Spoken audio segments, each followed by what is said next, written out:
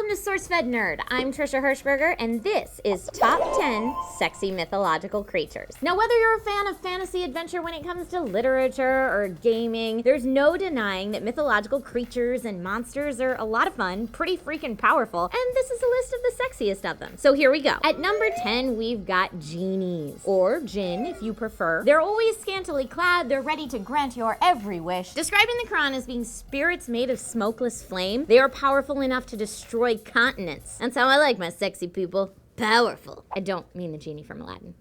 Next up at number 9, we've got nymphs. Where do you think we get the word nymphomaniac from? Nymphs are generally regarded throughout literature as divine spirits who animate nature, and they're always seen as young, nubile women who are very sexually promiscuous, whether you want them to be or not. They tend to take men or women at their own volition without those subjects having any say in it. So nymphs, they like to dance, they like to sing, and they like to Next up at number 8, we've got sirens. Thank you, Greek mythology, for these wonderful hellish women. They're sexy women from the top down to the navel, and then originally they were half birds after that. Now, however, you'll see them depicted as half fish or half birds. They traditionally have wings, and they've got their famous siren song that when they sing it, anyone who hears the siren song is mesmerized and drawn closer, and then they eat them. So don't let your ship get too close. If you hear that song, you in trouble. Next up at number 7, we've got Lolth. She is a dark goddess of the drow, seen in her most powerful form in the Forgotten Realms Dungeons and Dragons setting. She goes by the names of Demon Queen of Spiders, Mistress of Lies, the Lady of Shadows. Sounds absolutely delightful, doesn't she? Lolth is a chaotic evil deity who just loves to prey on the weak, and in fact her followers will kill off the weaker of their own, thus encouraging survival of the fittest. Next up at number 6,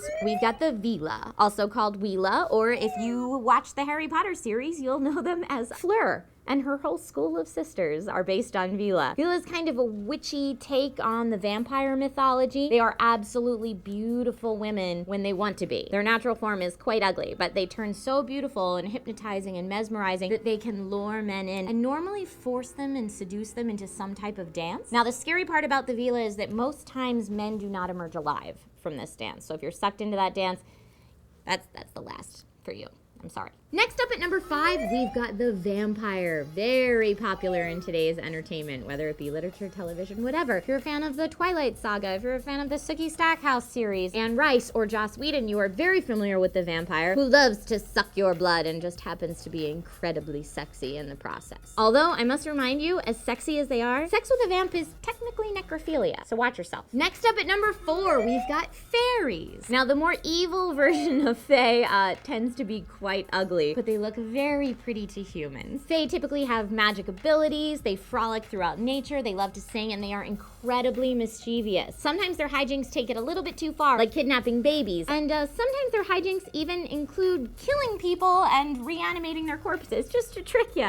Good joke, Fae. Coming in at number 3, we've got mermaids. I know Elliot in particular has an Ariel thing, so I know you guys out there do too. And for anyone who says that they don't have a mermaid thing, a super hot chick in seashells emerging out of the water, all dripping wet with long hair and some nice fins is really appealing. Mermaids can either rescue you from drowning or they can pull you into the water and drown you themselves. But as many times as you've seen splash and fantasize, do keep in mind that they are all scales from the waist down. At least it's like built-in birth control, right? Next up, we've got elves, and this is gonna be a shout out to Steven Zaragoza, who pitched for elves to be number 1. They didn't quite make it, they're at number 2. But I'm not talking about elves like Santa's little helper, I'm talking about like Legolas and Arwen, those really, really sexy ones. They tend to have perfectly shaped features. They're tall and thin. They're completely badass in combat, and not a lock of hair falls out of place. The downside to elves is that they tend to be rather emotionless, so their connection to humans is a little bit more difficult, but boy, are they pretty. And coming in at number 1, the absolute sexiest mythological creature of them all, the succubus. Male form is incubus. Their whole job is to have sex with you. That's what they do. And when they have sex with you over and over, it slowly deteriorates your health until you eventually die. But it's a good way to go. They're hot! Originally from medieval legend, they appear to you in dreams, but as we see them appear throughout entertainment more recently, they're actual physical beings. Also, fun fact,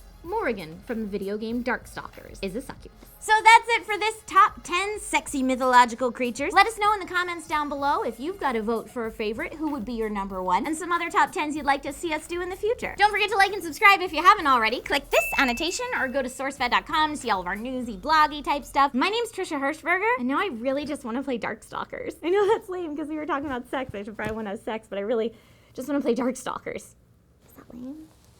Oh, that's not.